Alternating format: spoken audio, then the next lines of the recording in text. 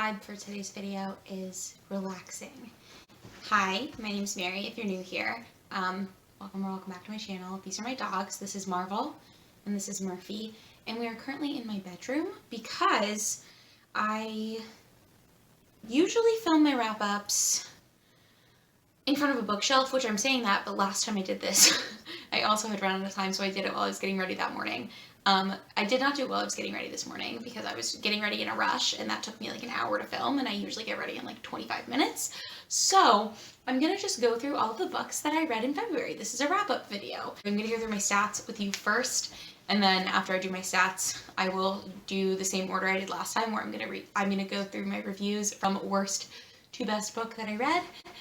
I didn't explain why I'm in this room. I'm in this room because my living room is actually really close to the office, and the office is where my boyfriend is taking a class right now. And so I don't want to be talking while he's taking that class, but also if I don't film this video tonight, I won't have time to edit it tomorrow to go up on Thursday, and I usually edit between my classes on Wednesdays. Hi, my name's Mary, welcome to my channel. Things are a little hectic, but it's gonna be fine. I feel like wrap-up videos are always a little chaotic, so again, I'm just gonna start with my reading stats and we can go from there. So in the month of February, I did actually manage to read 21 books, which you may or may not be surprised by because I did not actually finish my 12-book TBR that I put out in the beginning of, or I guess the end of January.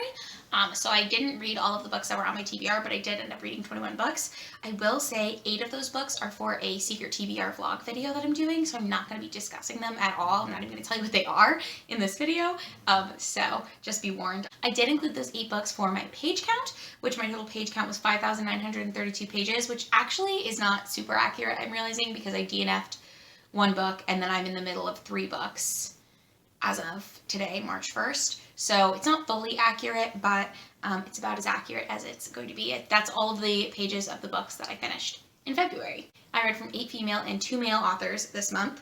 I did read a couple of books by the same authors, if that makes sense.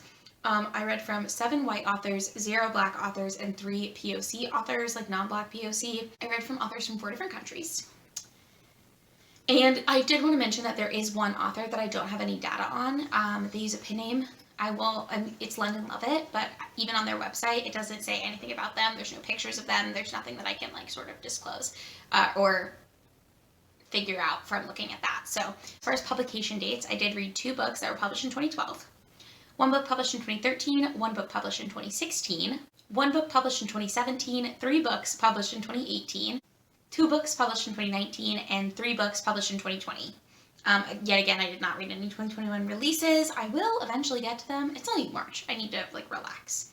As far as genres, I read 4 mystery or thriller books, 1 contemporary or romance, 4 fantasy books, 1 historical fiction, and 2 literary/general fiction, and 1 sci-fi. For demographics, I did not read any middle grade this month. I read 4 YA books, and I read 9 adult books.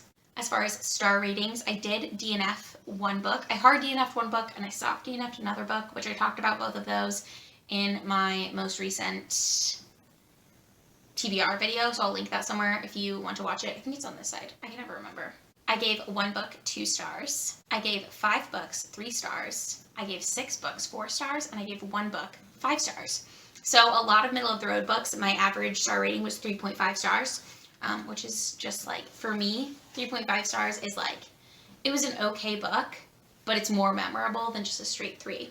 I don't give half stars. I don't know why I'm like telling you what that means, but I do definitely like divide books into half stars in my brain, but I don't actually give them half stars usually. There are exceptions if you look at my Goodreads. And as far as way of reading goes, I listened to 8 audiobooks in February. I read 4 books using ebooks, and I read 1 book physically. So I've not been reading physically. I've honestly not been like actually reading words very much at all for like the past 6 months. So I do listen to a lot of audiobooks, and that's a way that I get a lot of my reading done. Now that we have done the stats,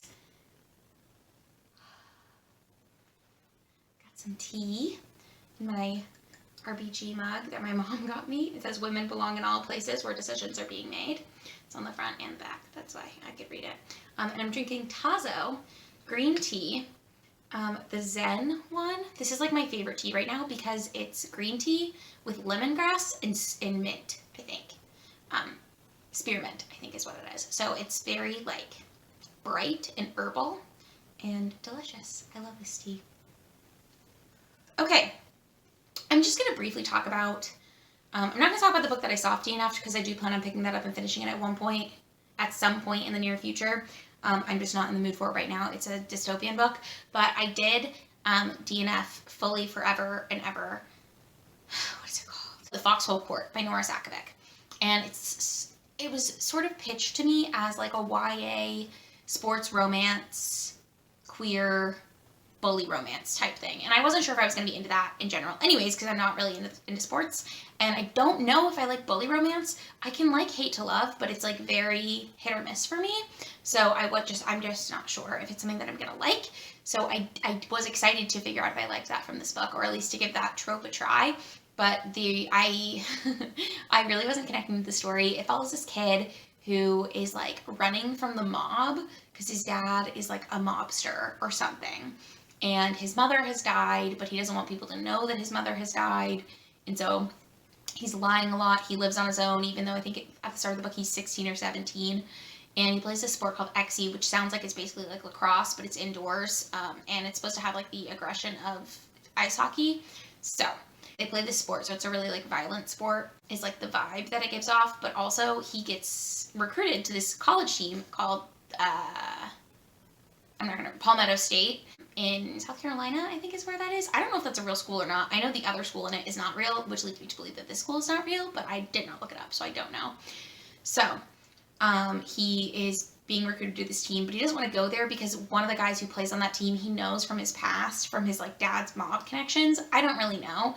I couldn't follow what was going on. I just thought it was kind of boring, and it wasn't for me, and I DNF'd it. So that's that. Then my 2-star, unfortunately, was Call Me Zebra by Azareen Vliet Oloomi.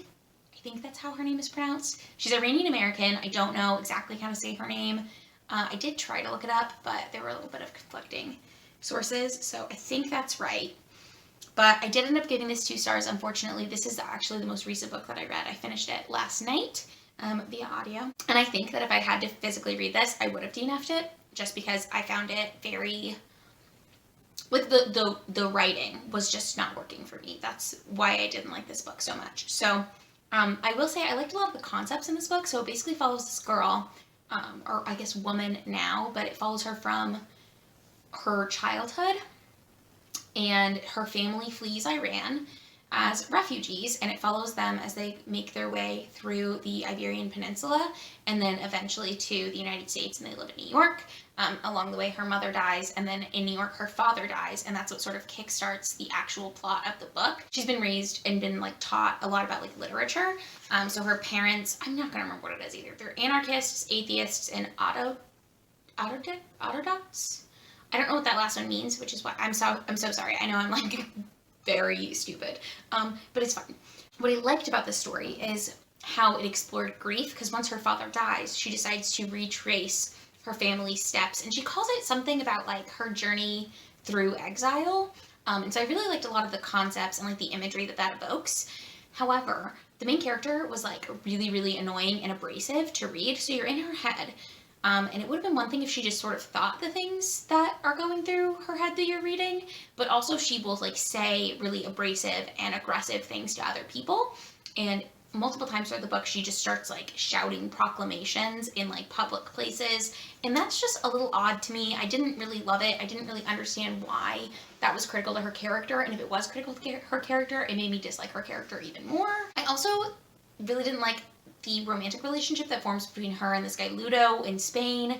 I just sort of felt like the author wanted to make this metaphor, because a big thing in the book is that her parents are dead, so she feels like she's the last living member of her family, and so she kind of feels like she needs to live her life as if she is dead, and she sort of swears off relationships and swears off worldly possessions and things, but then she is like engrossed in this romantic relationship, but she like pushes the guy away a lot, and I just felt like there wasn't enough basis for that relationship for me to have cared about it. So I think in theory it was a good idea, but I don't think it was executed well. And also, this book was so wordy and so like purple prose, flowery, just like heavy on like metaphor and just even using like the biggest word that the author could probably think of. And I think that that was partially because it is kind of, it's not really stream of consciousness, but it's very much like the character's thoughts at all times, and we're in her head, and it's always what she's thinking, what she's saying, and what she's doing. And so I think that's part of why this happened, but also I just wish it hadn't. So 2 stars. The next lowest rated book is, I'm starting my 3 stars here. This was a book that was fine, so I don't want anyone to get mad at me, but it's The 11th Metal by Brandon Sanderson, which is a short story. It's in Arcanum Unbounded, I think, is the short story collection that I rented to read this, and then another novella that I'm going to talk about later in the video. But basically, The 11th Metal is a short story told from the perspective of Kelsier in the Mistborn trilogy, the original Mistborn trilogy, but before the events of that book. So it's like a prequel, kind of, and Brandon Sanderson has even admitted that he wrote this to sort of be an introductory scene, an introduction to the magic system of Mistborn for a tabletop game, in case there were players of the game who were not familiar with the character of Kelsier or with the world that Mistborn occurs in the magic system. And so for that reason, I think it's fine. It's like a training scene. Just wasn't my favorite thing. I didn't really feel like it added to my experience of Mistborn, but Kelsier wasn't my favorite character in Mistborn. He was actually my least favorite character in Mistborn, so I think it's like understandable that I didn't really love this one. But again, I am reading my way through all of the Cosmere in publication date order, and this was published in 2012, so it was time for me to read it. Then I'm going to talk about 2 books sort of in one, because I did read the entirety of a duology. I read all of We Set the Dark on Fire, and then also We Unleashed the Merciless Storm by Tehlor K. Mejia, which is a YA duology. It's listed as fantasy on Goodreads, so that's why I listed it as fantasy, but I would say it fits more in dystopian, because it kind of sounds like it's Columbia, but like in a dystopian future where they've it sort of reminds me of The Handmaid's Tale, the way it's all set up, because each man has 2 wives, and his first wife is like his equal, and she is like she's the head of the household, but she's also someone he can like talk about ideas with, and like she really does like help him with all the background stuff that he has to do to like present to society. And then the second wife is the one who procreates and has children and then raises the children. So they're both really, really important, and the household unit is like cast is really important. And in this world, there is a school that trains girls to be either primeras or segundas. And we follow a girl who's being trained to be a primera, but we know from the very beginning that she has forged paperwork and she's not supposed to be able to be trained for this at all. And she has to get new forged paperwork from a guy who's part of a rebel group. Because there's these rebels who live outside the walls of the city, which is where her family is from, and they're just treated really poorly. And so this guy from the rebel group comes to her at school and tells her, hey, they're going to figure out your papers are forged, so I forged you these new papers that are going to pass this new forgery test that they have. And it works, and so she gets to go to her family and her like husband, where the beginning of the book, you're not really I thought it was going to be about the school, and it's not at all. You're in the school for like 5 seconds in the first chapter, and then she gets out of the school because she gets married to this guy whose dad is like really high up in the government, and so it's projected that he will be really high up in the government. And the Secunda is actually a girl who used to bully our main character. And then there's also a sapphic romance between those 2. I don't think that's a spoiler, because otherwise who would the sapphic romance be between? And that's like kind of what I knew about this book, was that there was like a sapphic romance thing happening. So because the rebels helped her forge her new paperwork, they want her to be their spy in this like guy's house. That was a really roundabout way of saying that, but basically the reason both of the books only got 3 stars, and I felt like they were very forgettable. I also felt like the world wasn't like fully fleshed out, and I felt like a lot of the tropes and characters in this world didn't feel real to me. Like I felt like if the author had taken more time and more care to develop certain plot lines, I would have enjoyed it a lot more. And also, one thing that I really like disliked about this book, first of all, I don't love that YA books always have to have like a romance plot. I think that's kind of boring. And then the other thing that I will say is the guy that they marry is just an asshole. And I think it would have been a much more interesting story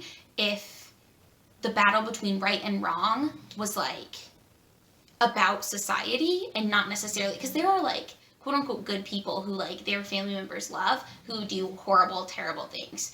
And so I think it would have been much more interesting if he had been a good husband to them. So it wouldn't have been such a like black and white character. I would have preferred him to be a little more gray. And I felt like it was just too, it removed all the tension from the story for me personally. I think the author tried to add it in different ways, but it just never worked for me. And I feel like the tension could have been better built somehow else, if that makes sense. Okay, we've all moved positions a little bit, so hopefully that's not too distracting. But the next book that I wanted to talk about was Killer Bridal Party by Lovett, which is the second book in a cozy mystery series called the Firefly Junction Cozy Mystery Series. In this series, I was not a fan of the first book. I did like the second book much more. I listened to it as an audiobook, which I definitely think helps, and I think if I read any more of these, I will listen to them as audiobooks as well. Also, I think my expectations were a lot lower for the second one because I didn't like the first one so much.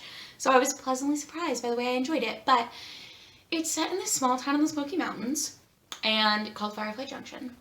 And it follows this woman, Sunny, who is a journalist at the small town newspaper. And she keeps stumbling upon murders. What I really enjoy about this series is I like the setting a lot. So it's set in this small town, but it's also like Sunny lives in a like old mansion that she wants to turn into an Airbnb. And the mansion is actually haunted, so she's got a ghost living with her, which at times is humorous. It did not work for me in the first book, but I warmed up to the idea in the second book, so it's been fine so far. But Sunny lives there, and then on the same like triangular tract of land, she's got a sister who has a farm, and like horses and baby goats and stuff like that, which is just fun and cute. And then another sister who is a party planner, and so the sister who's a party planner is planning this wedding for like these hoity-toity people in town, and at the bridal shower that she plans for them in the woods, someone dies. Thus, Killer Bridal Party, because they're trying to figure out who is the killer. And Sunny has this, like, not romance, I wouldn't say, but, like, you can tell it's going that direction with the detective in the town named Jackson. I do want to read more of these. Honestly, now that I've read the second one, I really did enjoy it, so I wouldn't be opposed to continuing in the series.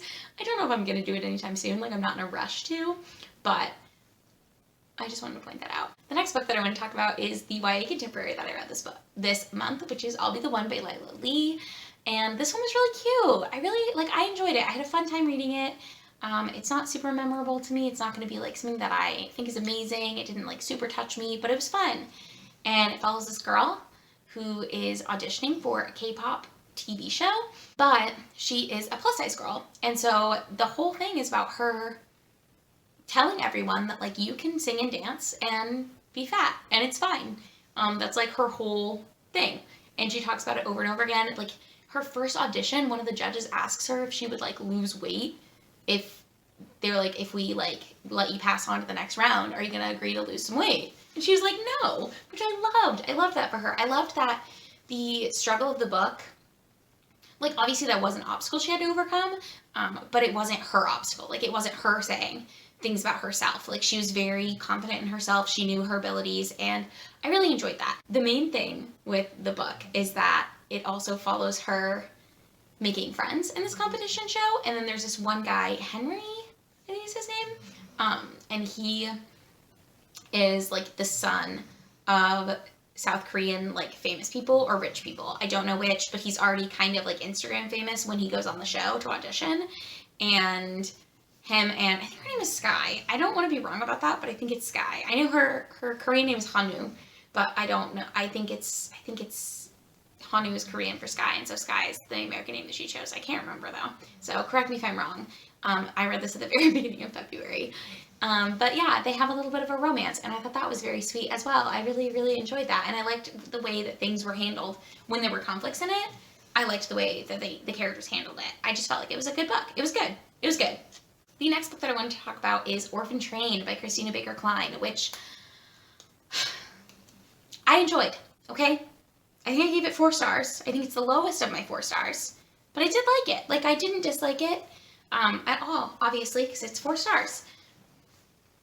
It's not a new all-time favorite either, but it's a historical fiction that has 2 timelines, which I really struggle with. I feel like a lot of people really enjoy, like, touching historical fiction books that have, like, a present-day timeline and connecting with the past, and I understand why that's something people like. It's just not my favorite thing. I don't love it. I find I always like one perspective more than the other, and I just wish that it was only the one. The past timeline follows this young girl who is orphaned in New York City in a fire. Her family dies. I think her mom actually doesn't die, and she doesn't think her sister dies either, but they all get separated because no one can take care of them, so she becomes a ward of the state. And apparently in the early 20th century and like late 19th century, it was a thing to just put orphans on trains and ship them to the Midwest. Like, if you've seen Anne of Green Gables, she was adopted off of a train by a family in a farm town that needed a like farmhand, and they wanted a boy but they got a girl, whatever.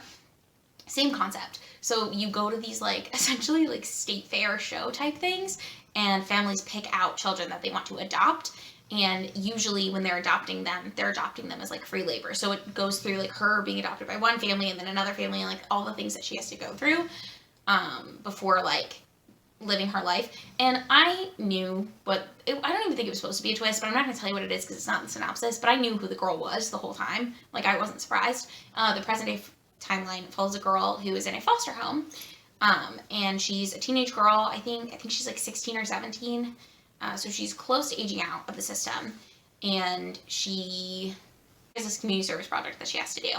And for her community service hours, she goes to this old woman's house and helps her go through all of her old things. And that's like, I don't know if it's a spoiler to say anything else more than that, but I can't really talk about anything else more than that, in case it is a spoiler. I liked this book. I thought it was touching. I did tear up at one point, which is actually what bumped this from a 3 to a 4 star for me, is I teared up and I was like, okay. And also, like, I really liked the main protagonist. I really enjoyed her. I thought she was very fun to read from, and also I felt like she had a really good head on her shoulders for someone who had been through what she had been through. So yeah, I really did enjoy this book. Okay, the next book that I'm going to talk about is another book that I ended up really enjoying and I listened to as an audiobook, and that was The City in the Middle of the Night by Charlie Jane Anders. This is a sci-fi book that follows 2 perspectives. One of the perspectives is a girl that goes to university, and I should say it's set on this planet. And the thing about the planet is, half of it is always in darkness, and they call that night, and half of it is always in daylight, I believe, and they don't call it day, and they don't call it afternoon. What do they call it? They call it like dusk, maybe? I don't know what they call it. But because of that, in this one city that we start in, where the main character lives, there are shutters on everything. So at like a certain time, there's a curfew, and they pull the shutters down. So time is really, really important to these people.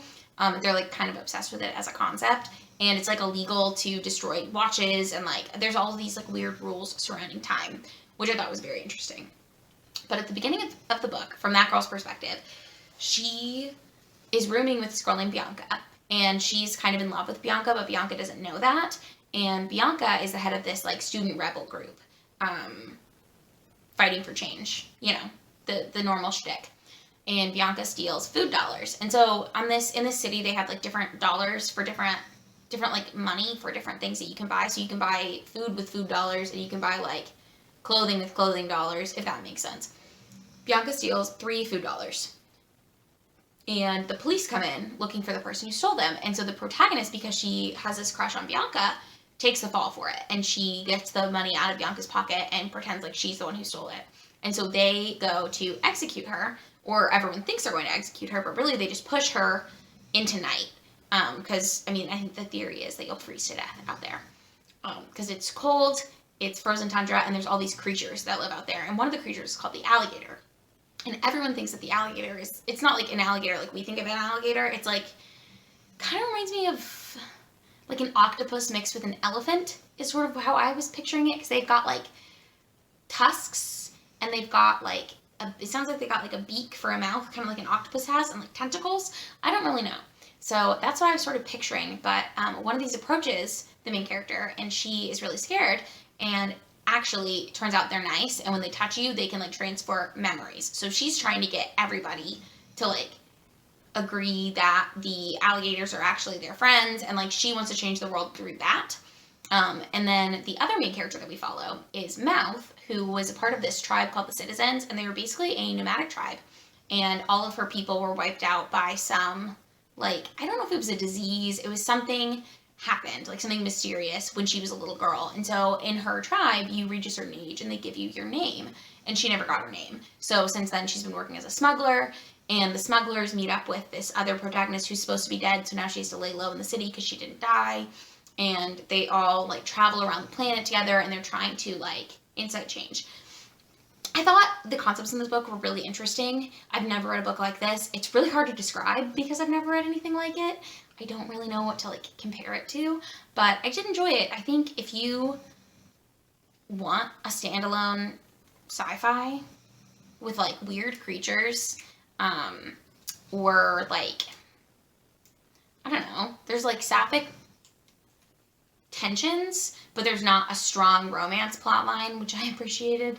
And I just felt like, I don't know, it gave me something that I didn't know that I wanted, if that makes sense. But I really enjoyed it. I liked it.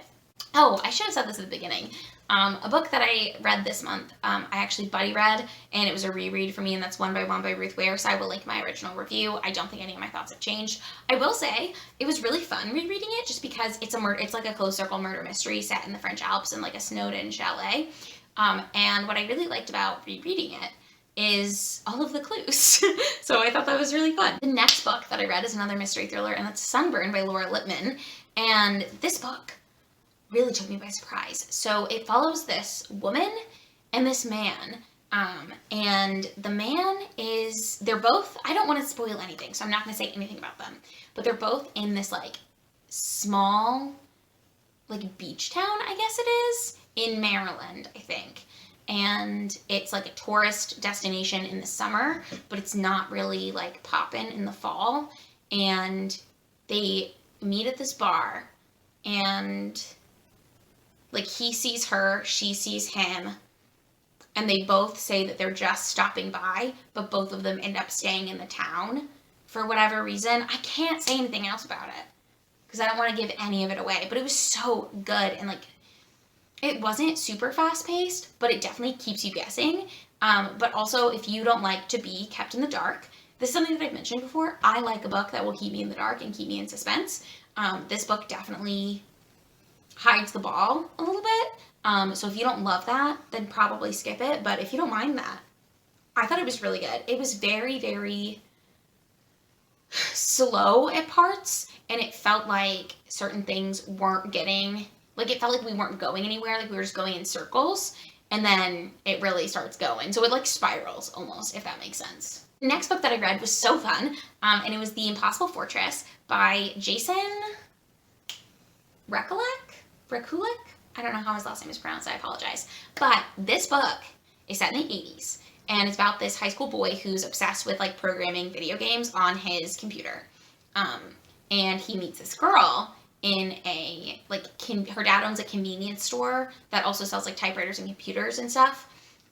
Like a general store, I guess, or like an office supply stores. I'm not really sure, but they're in New Jersey in the suburbs, and her dad owns this store, and this teenage boy and his friends, all they want is the Vanna White Playboy magazine, but you have to be 18 to buy it, and they're like 15 or 14 at the time. And so they come up with this heist idea to get the magazine, but for the heist, they have to get the girl, Mary Zelinsky, whose dad owns the store, to give them the password. And so they tell the like main guy, whose name is Will, I think, or Billy. I guess that would be the same. Whatever. His name's Will. We'll call him Will.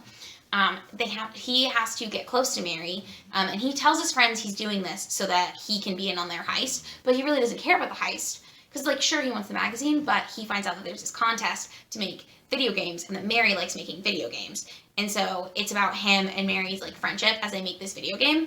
And what I thought was really interesting about this book is the video game that he's making is called The Impossible Fortress, but it's like really, really slow on his computer, so he has to learn how to speak like the computer language rather than like the human coding language. I don't really know that much about computers. I especially don't know very much about like how computers worked in the 80s, but essentially it's like a numerical language that he's got to input in because it'll make his game run faster. So he and Mary are trying to learn how to do this so they can submit it for this big contest to win like a scholarship or a prize or something. But there's all sorts of moving pieces in the game where you are trying to break into this fortress and like kill off these different challenges and save the princess, which is like a common video game theme, I guess. But what I thought was so interesting is that like the video game heist almost mirrored the heist that they were trying to plan for the magazine. Like Vanna White is the princess. I just thought that was like very interesting, and I really enjoyed the parallels between them. I also think this was a great like coming of age novel about like someone's first crush and like your friends making fun of you, puberty, but also like this book is very 80s in the sense that all of the characters say like homophobic, fatphobic, like mean things to each other, which is uncomfortable for me to read as a, you know, adult in 2022. I'm just not that into reading stuff like that. So for that reason, I got 4 stars instead of 5, but I really did enjoy this book. If you took that out of it, I think that might mess with the authenticity for some people, but for me, I think I would have enjoyed it even more if you took all of that out. So that was a great book and like kind of a like surprise for me. My next really great book that I really am excited to talk about is Behind Closed Doors by B.A. Paris. It's about this woman who marries this man, and their relationship, for all intents and purposes, seems so like normal and great. Not even normal. It seems wonderful. It seems fantastic. It seems like the best thing you can think of. But actually, he's horrible. And so it's just about him and her like trying to figure out how she's going to get away from him. But also it goes back and forth in different timelines. So you sort of see the progression of how things happened. I loved this book. And again, I have not stopped thinking about it since I read it. So highly recommend. And then the last book that I'm going to talk about is actually a novella.